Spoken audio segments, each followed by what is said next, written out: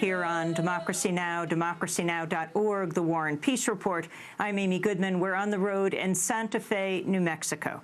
We end today marking the 30th anniversary of the Chernobyl nuclear plant disaster in the former Soviet state of Ukraine, still considered the worst nuclear disaster in history. It sent a cloud of radioactive fallout into Russia, Belarus, and over a large portion of Europe. 50,000 people living in Chernobyl's immediate surroundings had to be evacuated, and a vast rural region became uninhabitable, including the town of Pripyat, near where the damaged reactor was located. Residents had to be permanently relocated, and the town remains abandoned. Lyudmila Kamkina, a former employee at the Chernobyl plant, spoke at a memorial ceremony held earlier today in the Ukrainian capital of Kiev. We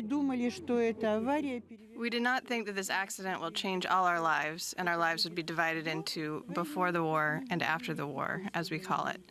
It was silent nuclear war for us, for those who lived there in Pripyat and who worked at the station. The legacy of Chernobyl and the Fukushima Daiichi nuclear power accident, which occurred 5 years ago last month in Japan, particularly resonates with residents here in the Southwest and in the western United States. Los Alamos, New Mexico, is the birthplace of the nuclear age. The atomic bombs used in World War II were designed and developed there, and it remains one of two places that design every nuclear weapon in the United States arsenal. The other, Livermore Lab in California. Recently, I sat down with Marilia Kelly.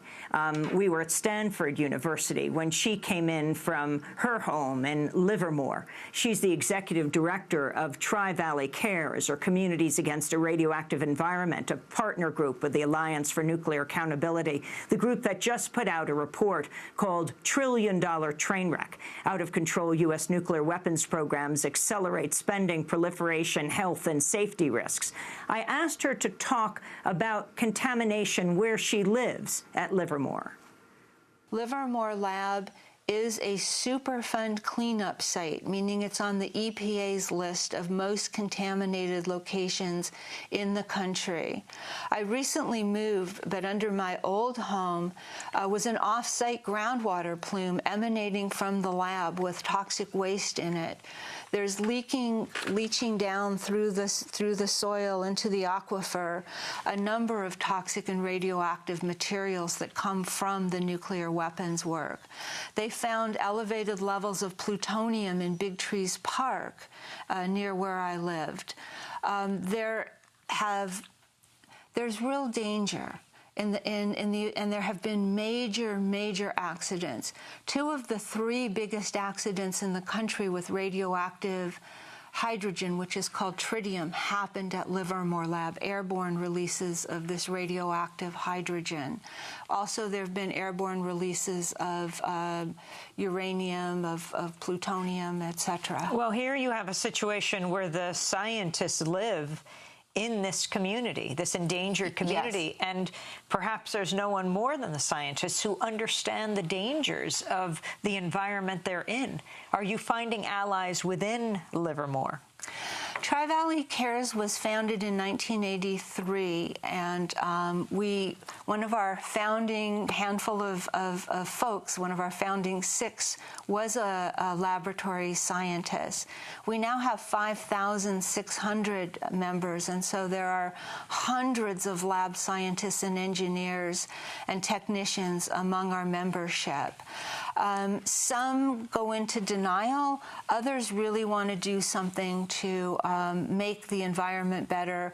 Some want to actually change the lab's mission to a civilian science mission.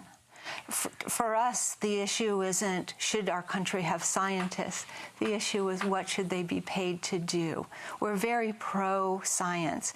We want to see the small, tiny part of the lab where they do actual civilian science grow and become the center of the lab. You talk about leaving radioactive waste where it is. What are the communities of the United States that house nuclear waste, and what should be done about it? Nuclear waste is a very, very difficult issue. So step one is stop producing it. Once you produce nuclear waste, you have to sort of choose the best of the bad options. And there was a very politically driven program to dump a high level, this is the irradiated nuclear fuel rods, in Yucca Mountain in Nevada, which we opposed. Right now, the Department of Energy is going through what it calls a consent-based process to try to find communities that will consent to becoming either interim storage or disposal sites. But the Department of Energy... And do they consent because they're poor? What do they get for this? Well, this is what we're discussing. What does consent mean? Informed consent means they understand the risks. How does a community consent for future generations that are unborn? I'll give you one example. Plutonium-239 which is weapons-grade plutonium, has a half-life of 24,400 years. A hazardous life is roughly 10 half-lives, 240,000 years. How do you truly consent for 240,000 years? So what, and is the agency that's in charge of our nuclear weapons program the right agency to go out and talk about consent? DOE has shown that it doesn't understand consent. DOE's modus operandi, we call it DAD, decide, announce, defend. They don't understand consent. An independent agency needs to be taking a look at this. And in the meantime, where it's safe, the nuclear waste should stay in place, and we are recommending that it be put in hardened on-site storage so that it is not vulnerable where it presently sits. And ultimately, something will need to be done. But if the Department of Energy prevails on a particular community to consent to having an interim storage site, I predict that the first hole in the ground they get will be where the waste stays for a very, very long time. And so we need a process that is much, much better.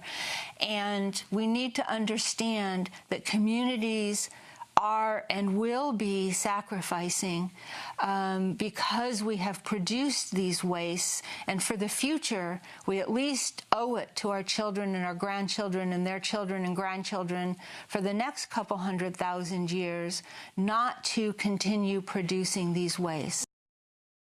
All right, now let me see. That was Marileah Kelly.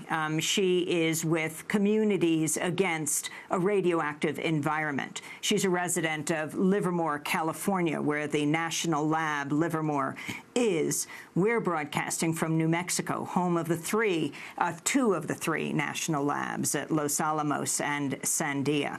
Today is the 30th anniversary of the nuclear disaster in Chernobyl. We will be in Los Alamos today at noon, where I'll be speaking, part of our 100-city tour. I want to say congratulations to Democracy Now!'s Isis Phillips on the birth of her daughter, Ona Vida Guerra Phillips. We are on a 100-city tour marking Democracy Now!'s 20th anniversary. Yesterday at noon, I'll be speaking in Los Alamos. Tonight at the Lensic Theater here in Santa Fe. On Wednesday, I'll be in Flagstaff. On Thursday, in Phoenix and Tucson, we'll be speaking. And on Friday, in Fresno. On Saturday, we'll be in San Mateo and Grass Valley, California. Then Houston and New Orleans on Sunday, May 1st.